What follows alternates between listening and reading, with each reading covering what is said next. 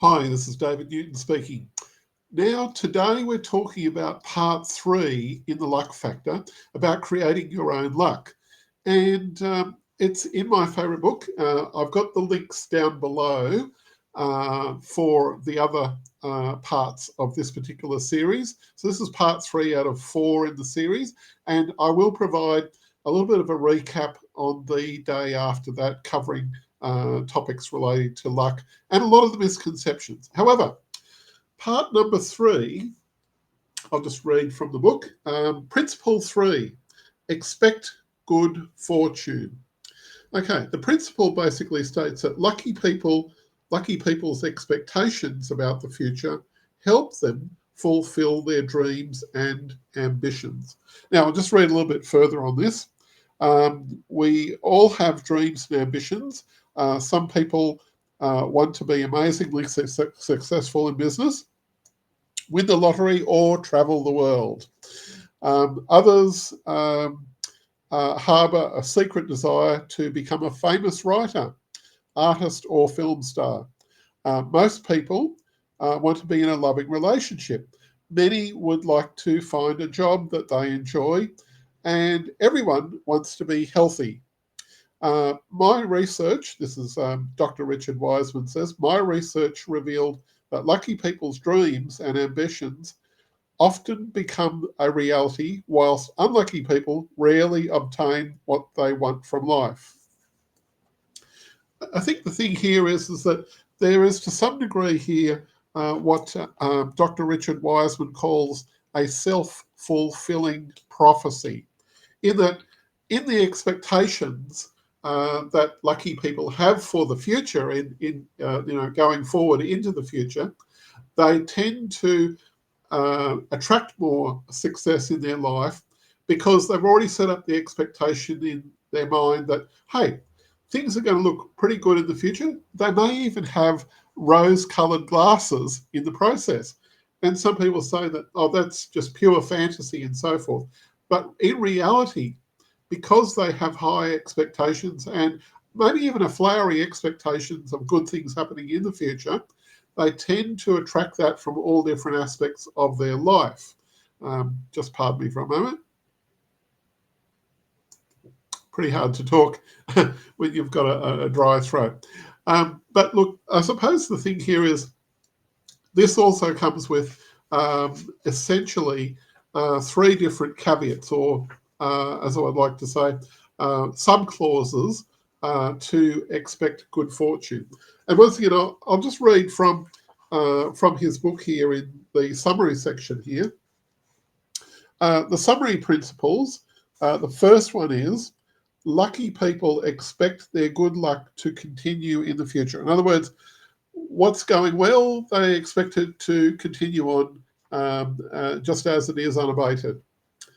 Sub-principle number 2, lucky people attempt to achieve their goals, even if the chances of success seem slim, and they persevere in the face of failure. So they don't give up all that too easily, right? They have a bit of persistence there. And point number 3, lucky people expect their interactions with others to be lucky and to be successful. In other words, when they're dealing with other people in the process of going about their goals and their dreams, they expect that their interactions with other people will turn out positive. Essentially, they'll work out well. I suppose you could say that with unlucky people, they tend to expect the worst, and, well, they get the worst quite a fair bit. Whatever your affirmation is, or whatever you've got as a mind's eye picture of what's happening in the world, you are likely to attract that. Doesn't mean to say that you ignore risk, or you're going to jump out of a plane without a parachute or something like that. I'm not saying that that's the case, or something like that. It's more a case of when they're working towards their goals, they'll work towards whatever it takes to make that goal come into fruition. They'll expect good things to happen in the future. They'll expect their interactions with people to be of a positive nature. And I believe that that's important if you're wanting to make things happen, you do have to put a little bit of elbow grease into it and, make things, essentially you're creating your own luck by, following out the actions and the action steps of your plan. So if you go back to one of my earlier videos that I had in this series just a few days ago, where I was recounting from Paul J. Meyer's little booklet on personal motivation and his 5 steps to his personal plan, his personal success plan, his $1 million personal success plan.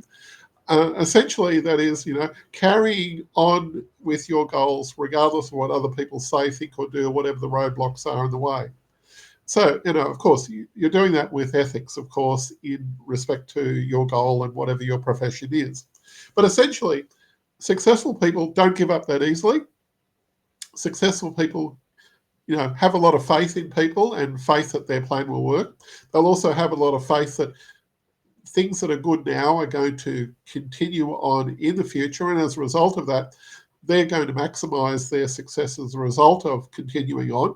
Because look, if you, in a lot of cases, if you quit quite early in a particular goal, you may actually miss out on some of the merits or the benefits of it. You've done all the heavy lifting. And maybe somebody else down the road who's working on something similar could probably pick up on all of your work because you quit early.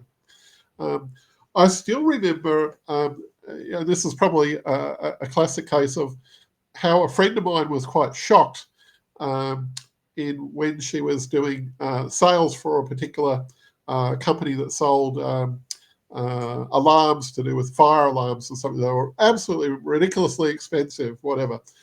Anyway, she put in a bit of effort for a few weeks, maybe even about a couple of months.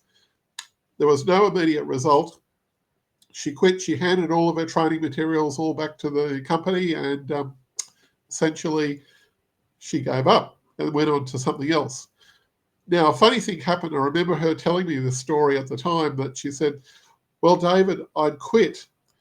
And then I received not 1, but 3 phone calls over the following months from people that I'd done presentations to.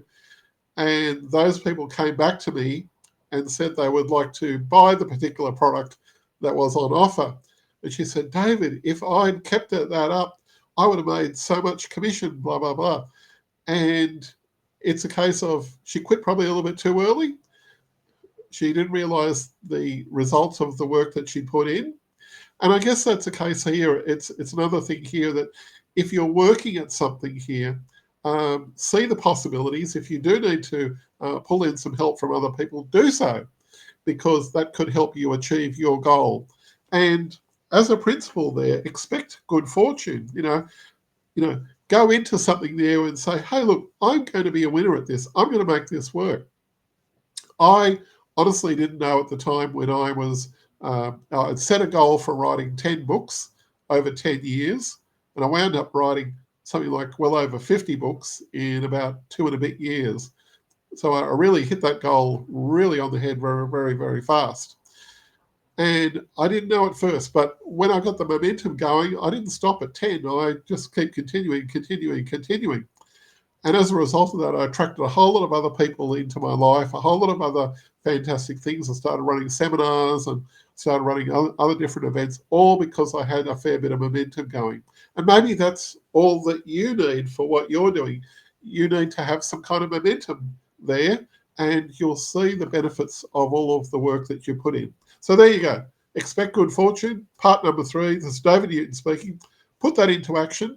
And I do highly recommend this book on the luck factor, which is by Dr. Richard Wiseman, a great book. Okay, you'll see the other parts to this series in the links below, and look forward to seeing you in part number 4, which will be a very exciting and interesting part to it tomorrow. Bye for now.